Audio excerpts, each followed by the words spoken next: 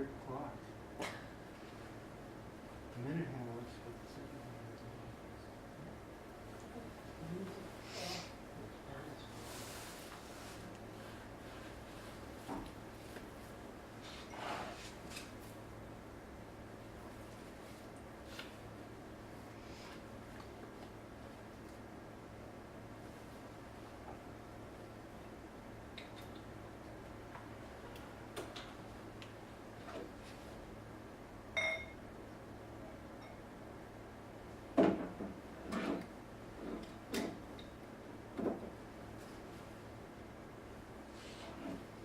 Pronto.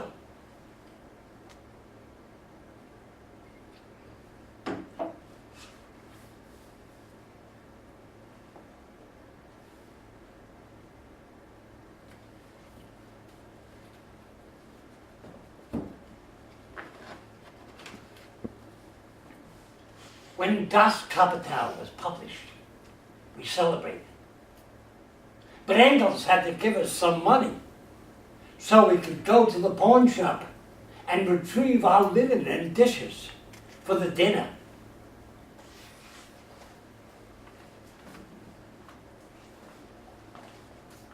Engels, a saint. There's no other word for him. When they cut off our water, our gas, and the house was dark and very cold, our spirits low,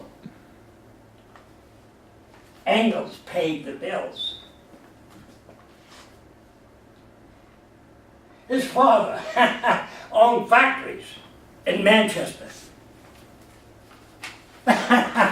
Yes, capitalism saved us. He didn't always understand our needs. We had no money for groceries. And he would send us crates of wine.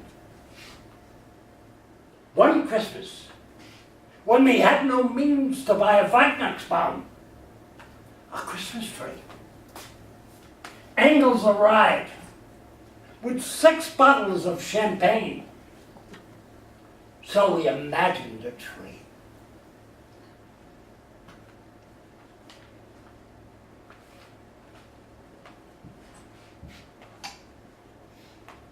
Formed a circle around it, drank champagne, and sang Christmas songs. Tannenbaum, oh Tannenbaum. I knew what my revolutionary friends were thinking. Marx, the atheist, with a Christmas tree. Yes, I did describe religion as the opium of the people. But no one has ever paid attention to the full passage. Wait, listen.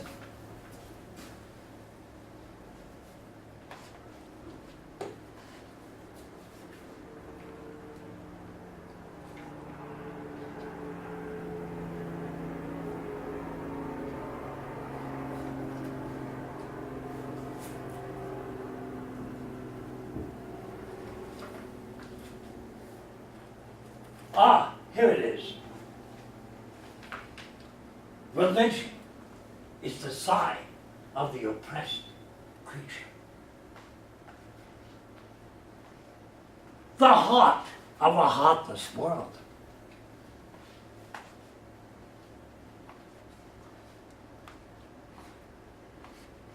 The soul of soulless conditions.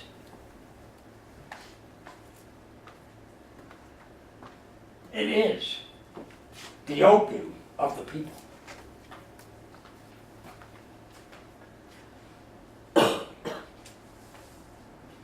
True, opium is no solution, but it may be necessary to relieve pain. Don't I know that? From my boils.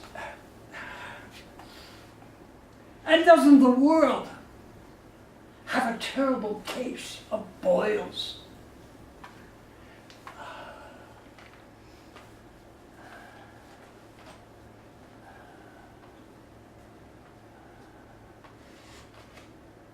I keep thinking of Jenny.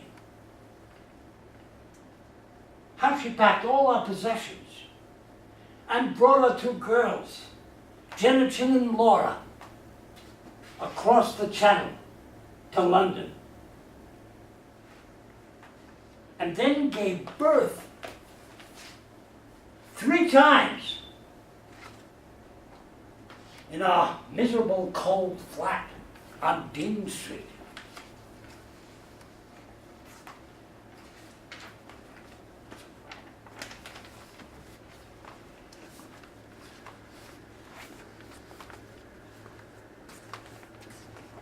Nursed those babies and tried to keep them warm.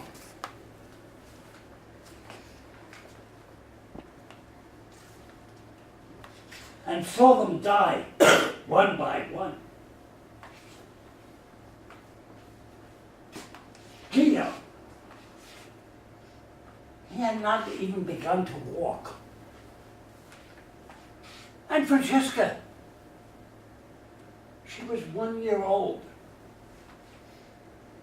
I had to borrow £3 to pay for a coffin.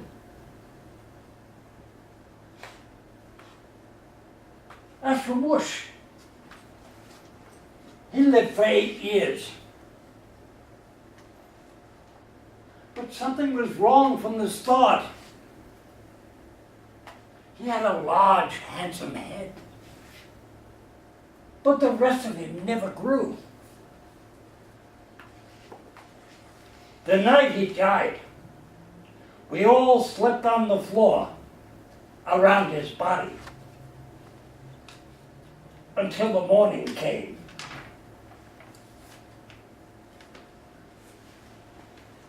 When Eleanor was born, we were fearful, but she was a tough little thing. It was good. She had 2 older sisters. They had barely survived themselves. Imogen was born in Paris. Paris is marvelous for lovers, but not for children. Something about the air. Laura was our second, born in Brussels. No one should be born in Brussels. In London, we had no money, but we always had Sunday picnics.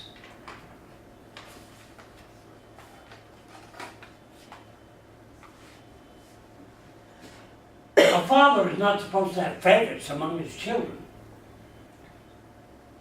but Eleanor, I would say to Jenny, Eleanor is a strange child.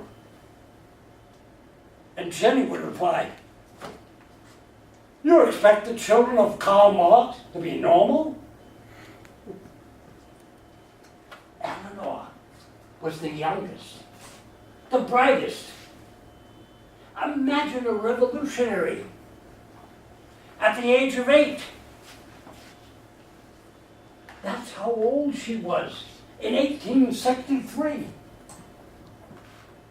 Poland was in rebellion against Russian rule. And Tussie wrote a letter. That's what we called her, Tussie. She wrote to Engels about those brave little fellows in Poland, as she called them.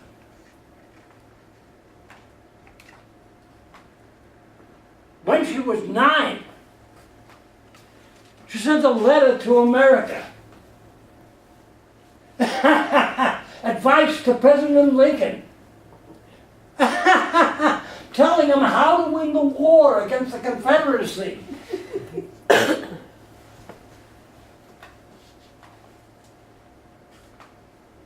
She played chess with me when she was 10. And I could not easily defeat her.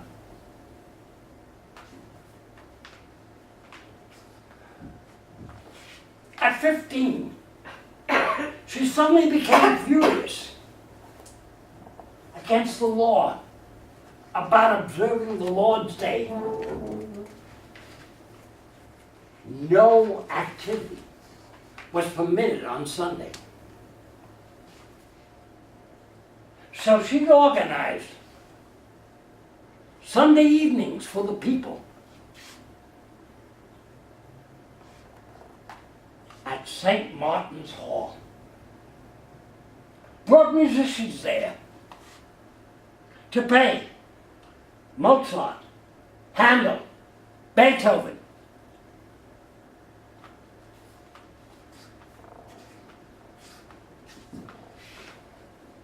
The hall was packed.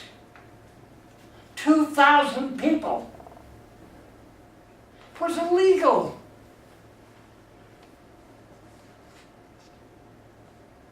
But no one was arrested.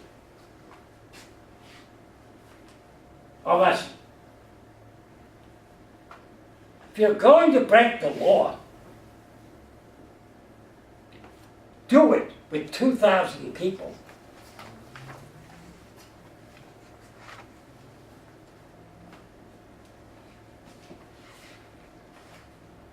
And Mozart.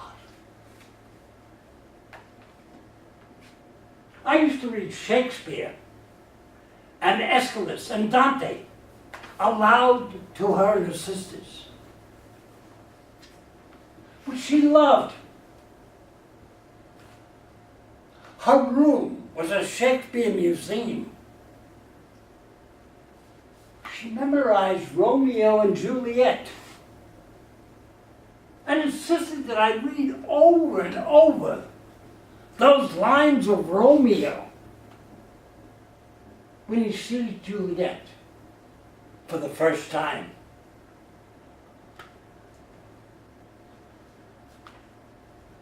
The brightness of her cheek would shame those stars. At daylight doth a lamp. Her eyes in heaven would through the airy region stream so bright that birds would sing and think it were not night.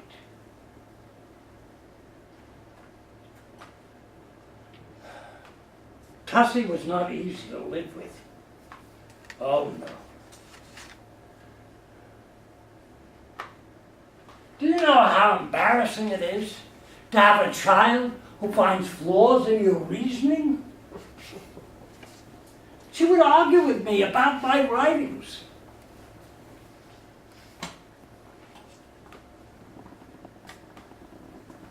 For instance, my essay on the Jewish question.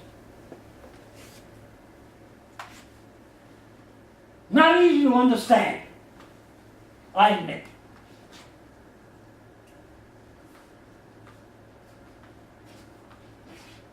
Well, Eleanor read it. And immediately, yes, immediately challenged me. Why do you single out the Jews? I tried to explain.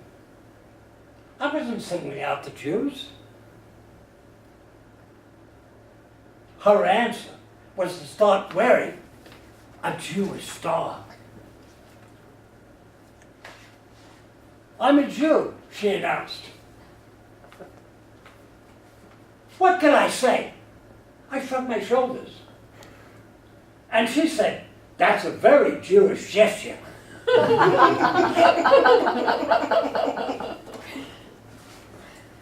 She could be very annoying.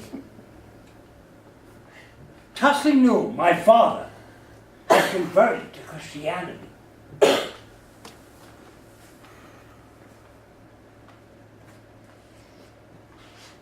It was not practical to be a Jew in Germany.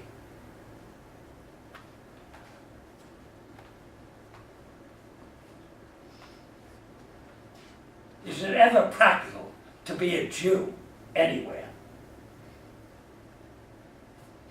He had me baptized at the age of 8. This fact intrigued Eleanor. She asked, More. The family called me More because of my dark complexion.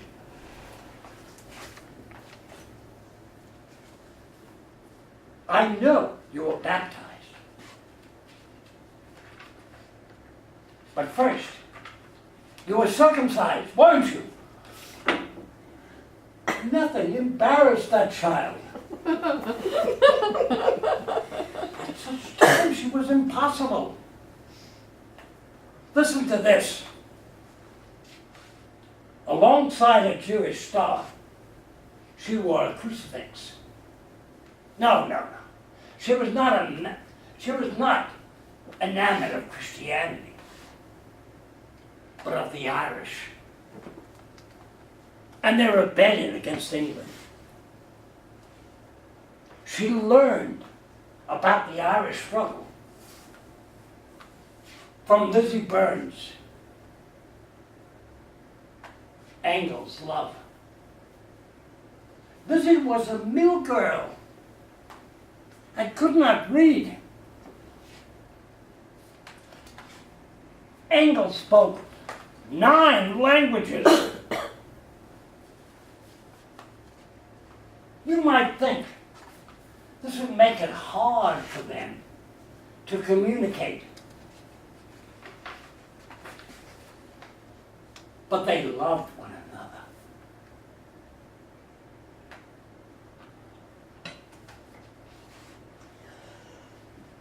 Love. Lizzie was active in the Irish movement. Tussie would visit, and the two of them would sit on the floor and drink wine together and sing Irish songs until they fell asleep.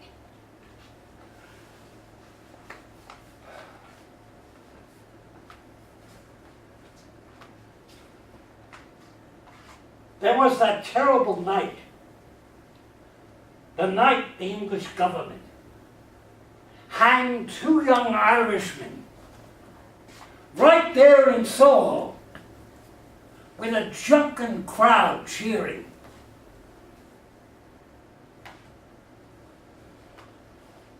Those genteel English with their afternoon tea and their public hangings.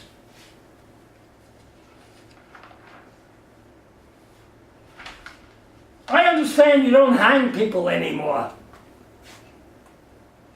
Only gas them. Or inject poison into their veins. Or use electricity to burn them to death.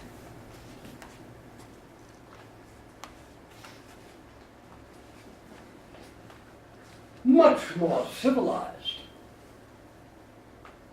Yes, they hanged 2 Irishmen for wanting freedom from England.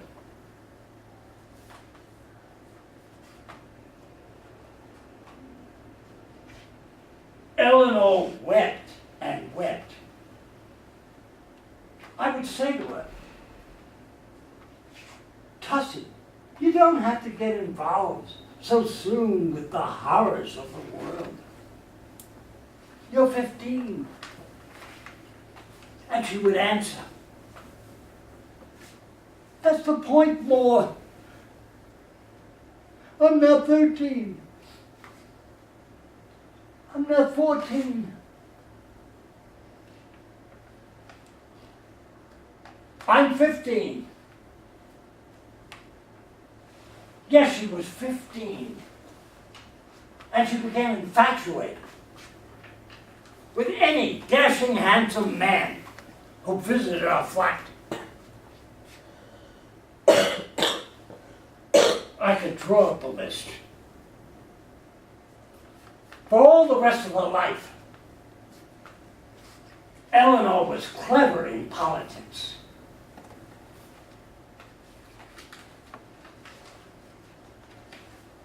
Idiotic.